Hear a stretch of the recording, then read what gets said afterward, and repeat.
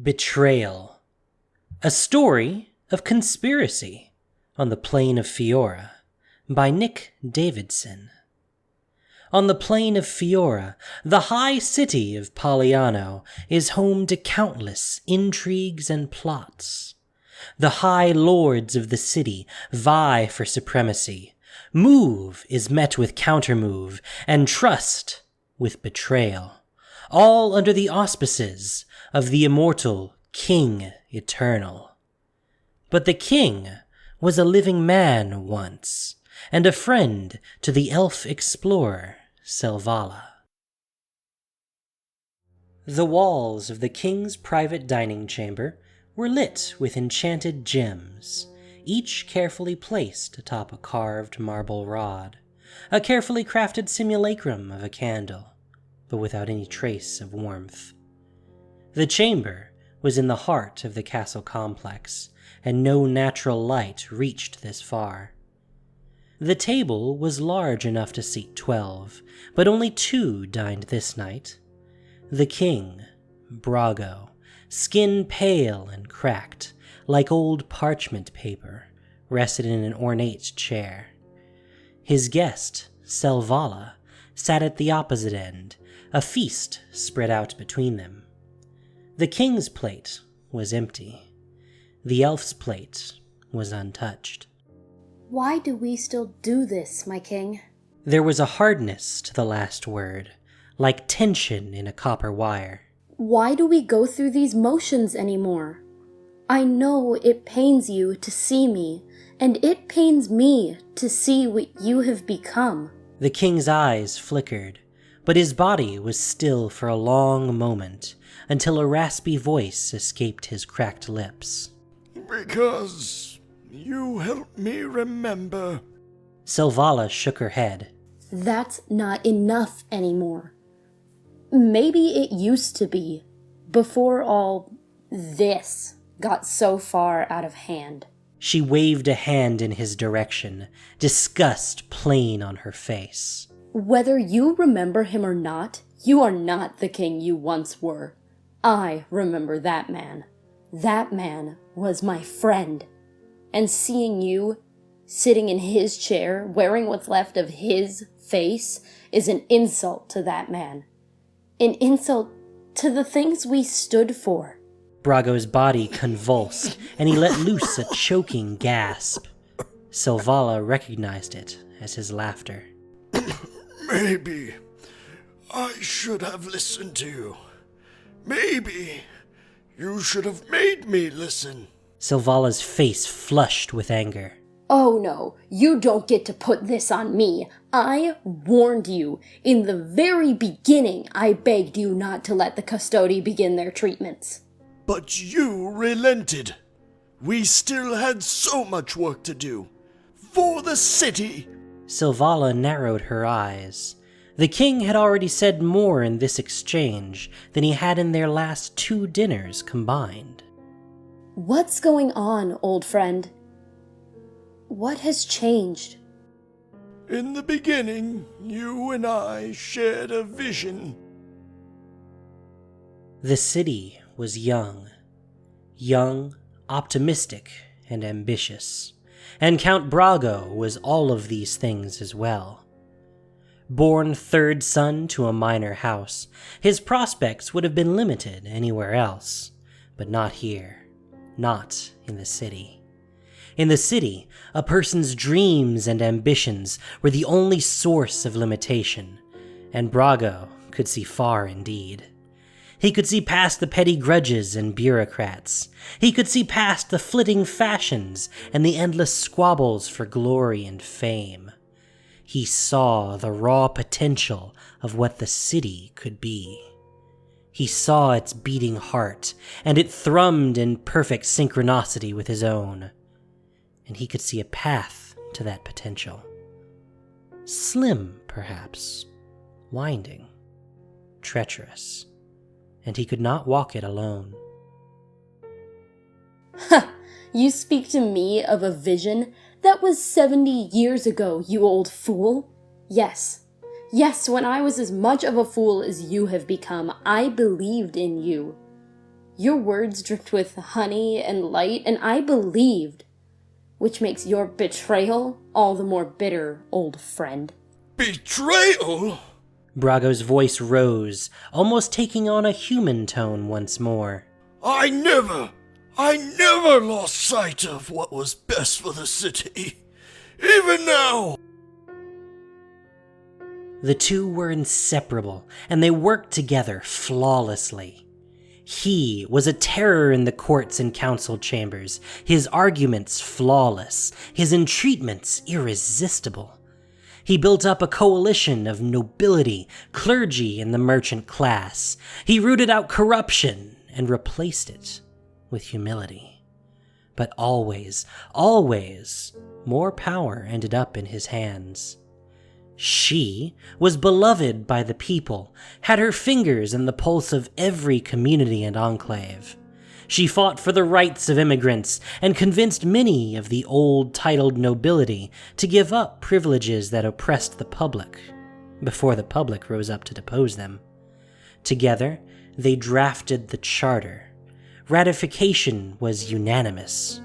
It was their hands, clasped together, that forged Paliano. You lost sight of everything once you started to value your own life above those you served. How long did you let yourself believe that what the Custodi were doing was medicine? It was. I wasn't going to let my health stop us from achieving our goals. Everyone dies, Brago. Everyone ages. Everyone dies. Peasants and kings alike. That must be easy for you to say, looking just a few years older now than when we met. You can't say what you would have done in my place. Selvala looked down and paused. Perhaps not. King Brago had been on the throne just 3 years when the doctors diagnosed his illness. Hereditary and incurable. He would not last the year. Selvala was devastated. Brago was in shock. When the priest came to him and told him there were treatments he could undergo that would magically preserve his body, he was cautious. He and Selvala discussed and debated the matter extensively. Neither liked the idea of putting his life in the hands of the priesthood, but each feared what would happen should the new king die so soon. The alliances they had struggled to build could crumble in a heartbeat. The shining city could return itself to glittering ashes so quickly. In the end, they relented. The Custodi were formed, and the king lived. And he lived. And he lived. History will judge me fairly. All that we have achieved, all the good we have done, it was the only way. Brago, if I heard those words from any other man's lips, I would know him to be a tyrant. Brago seemed to deflate again. Selvala, there will be no more treatments. Shock, joy, and fear flashed across Selvala's face. She stood, walked to his side, and knelt next to his chair. She took his dry hand in hers. It was neither warm nor cold, and felt to the touch like nothing so much as an old leather-bound book. Brago, this is the right choice. By all we held dear, I will miss you. But this is the right thing. Brago coughed, a rattling, wheezing sound. No, it's not like that. There will be no more treatments because they have gone too far. I cannot die, Selvala. My mind will rot in this cage of bones and skin. It has already begun. My eyes have all but gone already. I cannot eat. I cannot sleep.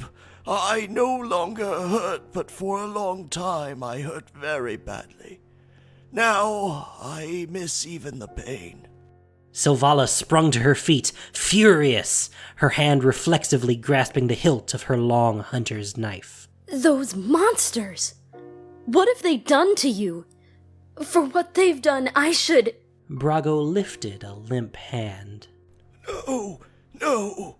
Turn your anger toward me, where it can yet serve you, Selvala. I cannot die naturally, but I think I must die, and you are one of only 3 people in the city who is permitted a weapon in my presence. Selvala closed her eyes. As soon as he had said those words, she knew that she would do this for him. Brago, you were a good king.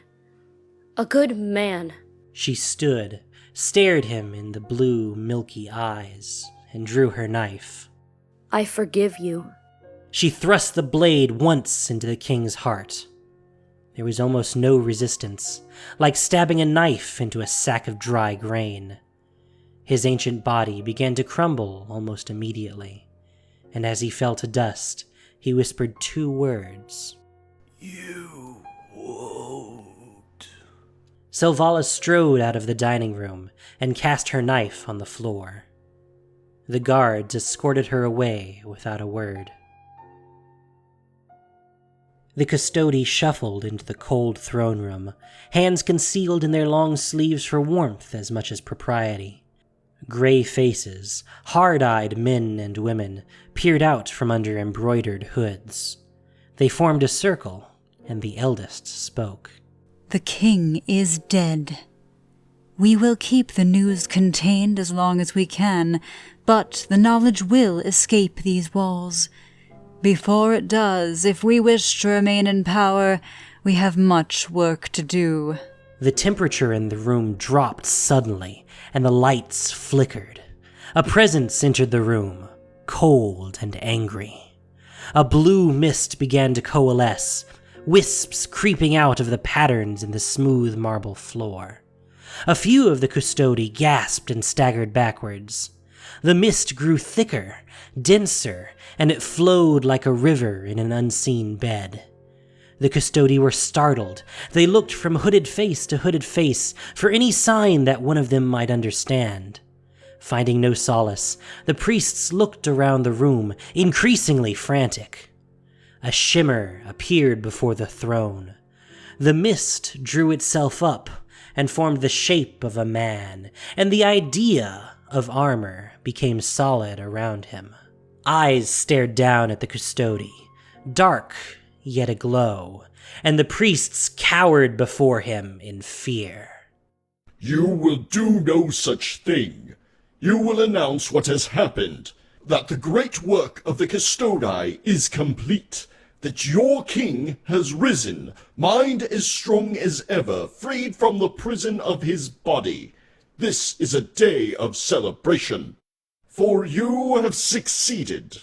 Unless you wish to tell me that your treatments had another goal in mind. Panic flew across the faces of the custodi. They stammered their confusion until the eldest stepped to the front of the huddled crowd. Of course, my king. Let none doubt your words. She looked over her shoulder to the others, who each bent to their knee. Hail, my king. Hail, King Brago. All hail, Brago, King Eternal.